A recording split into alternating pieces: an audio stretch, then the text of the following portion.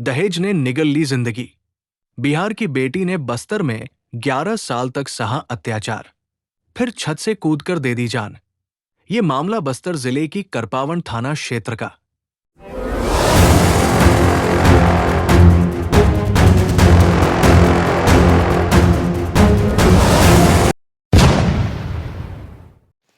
आधुनिक भारत आज चांद पर पहुंच चुका है, लेकिन समाज के कुछ लोग अब भी दहेज जैसी अमानवीय सोच में डूबे हुए हैं। बस्तर से सामने आई यह हृदय विदारक घटना उस सच्चाई की याद दिलाती है, जहां एक बेटी 11 साल तक तिल तिल कर जीती रही और आखिरकार अपमान और दर्द से टूटकर खुद मौत को गले लगा लिया। बिहार के रोहतास जिले के अमीवार गांव की रहने वाली सृष्टि उर्फ प्रिया गुप्ता, जिसकी शादी करीब 12 साल पहले बस्तर जिले के करपावन निवासी सत्येंद्र गुप्ता से हुई थी, कभी यह सोच नहीं सकती थी कि उसका ससुराल ही उसका घर नहीं बल्कि कब्र बन जाएगा। सृष्टि ने शादी के बाद से ही अपने ससुराल के हर सदस्य की सेवा को अपना धर्म मान लिया था। सास ससुर, पति, जेठ और जेठानी की देखभाल में उसने अपनी जवानी, अपनी हंसी और अपने सपने सब कुछ समर्पित कर दिए। लेकिन उसके समर्पण की कीमत उसे प्रताड़ना, अपमान और हिंसा के रूप में चुकानी पड़ी। परिवार वालों का आरोप है कि उसे रोज दहेज के लिए पीटा जाता था। उसकी हालत इतनी ख़राब हो चुकी थी कि शरीर में खून की कमी हो गई थी। फिर भी उसे डॉक्टर के पास नहीं ले जाया गया और जब उसने विरोध करना शुरू किया तो उसका अपमान हदें पार कर गया। 15 अक्टूबर की सुबह जब सृष्टि अपने ससुराल स्थित दुकान में झाड़ू लगा रही थी, तभी उसका जेठ संतोष गुप्ता और सास ने उसे निर्वस्त्र कर अंदर ले जाकर बेरहमी से पीटा। स्थानीय लोगों के अनुसार यह पहली बार नहीं था, लेकिन उस दिन सृष्टि की सहनशक्ति टूट गई। रात भर अपमान और दर्द सहने के बाद उसी रात उसने अपने पिता को खत लिखा और व्हाट्सएप के माध्यम से आखिरी संदेश भेजा, जिसमें लिखा था, पापा, आपने सब कुछ दिया, फिर भी दहेज के लिए मुझे रोज़ मारा जा रहा है। शरीर में खून की कमी हो गई है, डॉक्टर के पास नहीं ले गए, बच्चे मुझसे दूर रखे जाते हैं, अब मैं जीना नहीं चाहती। यह एक बेटी की आखिरी पुकार थी, जिसे शायद किसी ने सुनने की कोशिश नहीं की। कुछ घंटों बाद सृष्टि ने छत से कूदकर अपनी जान दे दी। घटना के वक्त सृष्टि जीवित थी, लेकिन अस्पताल लाने के दौरान रास्ते में ही उसने दम तोड़ दिया।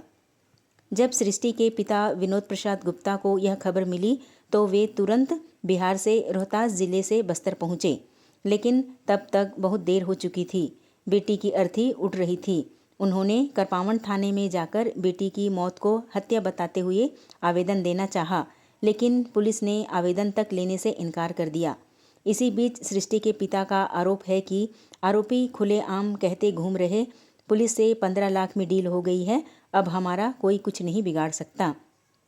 आखिरकार पिता के लगातार विरोध और स्थानीय लोगों के दबाव के बाद घटना के 11 दिन बाद पुलिस ने आरोपी पति सत्येंद्र गुप्ता को गिरफ्तार किया। हालांकि बाकी आरोपी जेठ संतोष गुप्ता, ससुर जगन्नाथ गुप्ता और सास अब भी खुलेआम घूम रहे हैं। करपावन थाना प्रभारी बसंत खलको ने कहा कि आत्महत्या के लिए उकसाने का मामला दर्ज कर आरोपी पति को गिरफ्तार किया गया है। वहीं सृष्टि के पिता का कहना है कि यह सिर्फ आत्महत्या नहीं बल्कि योजना बनाकर की गई हत्या है। पुलिस ने आरोपी के घर में लगे सीसीटीवी कैमरे जब्त किए हैं, जिनमें सृष्टि को रोजाना प्रताड़ित करने के दृश्य कैद बताए जा रहे हैं। घटना वाले दिन का फुटेज भी कैमरे में मौजूद है, जो अब केस का सबसे अहम सबूत बन सकता है। सृष्टि अपने पीछे 11 साल की बेटी और 5 साल के बेटे को छोड़ गई है।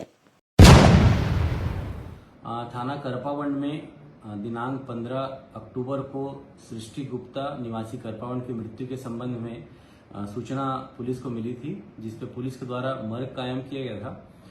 मृतका के पोस्टमार्टम के पश्चात और सभी पक्षों से बयान लेने के पश्चात में थाना करपावन में धारा 108 बीएनएस, 296 बीएनएस, 115(2), 351(2) बीएनएस के तहत अपराध क्रमांक 78/25 दर्ज कायम किया गया है, जिस पर आरोपी सत्येंद्र गुप्ता, जो कि सृष्टि गुप्ता के पति थे, इनकी गिरफ्तारी 26 अक्टूबर को की गई है और जुडिशल रिमांड पर भेजा गया है।